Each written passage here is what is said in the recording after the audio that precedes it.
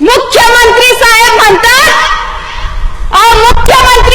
म्हणतात की सुरुवातीला या मोर्चाचं म्हणणंच काय आहे आम्हाला कळलं नाही। तर मी त्यांना सांगते, माननीय मुख्यमंत्री महोदय, आम्ही दर मोर्चाला काय आमच्या लग्नाच्या पत्रिका वाटाय जिल्हाधिकाऱ्यांकडे जात नव्हतो। साहेब म्हणतात तुम्ही या, आपण चर्चा करू। तर साहेब आम्ही आलो आहोत, आमचा मोर्चा हीच आमची चर्चा आहे।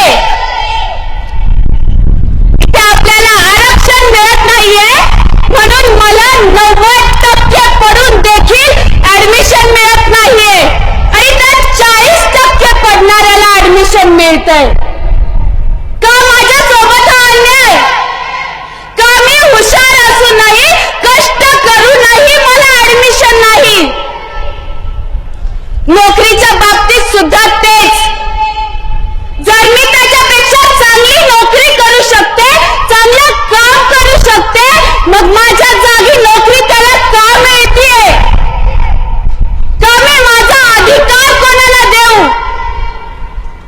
इथे आपल्याला आरक्षण नाही म्हणून माझ्या मराठा भाऊ बहिणींना त्यांचं शिक्षण मध्येच सोडावं लागतंय। अतिशय वाईट वाटतं आपल्या सोबत अन्याय होताना बघून, जीवाची तळतळ होते, अक्षरशः डोळ्यात पाणी येतं आपल्या मराठ्यांची ही दशा बघून। जर आपण मराठा 150 मराठा आमदार निवडून देतोय आणि जर या 150 मराठा आमदारांना आपल्याला न्याय मिळवून देणं शक्य झालं नाही, आपल्याला आरक्षण मिळवून देणं शक्य झालं नाही, तर या मराठा आमदारांनी त्यांच्या खुर्च्या तरी सोडाव्यात। इथून पुढे जो मराठा नेता, ऐका, जो मराठा नेता या आंदोलनात सहभागी होऊन पाठिंबा देईल त्यालाच पुढे विधानसभेत पाठवा, अन्यथा यांना घरी बसू द्या आणि नवीन नेतृत्वाला संधी द्या।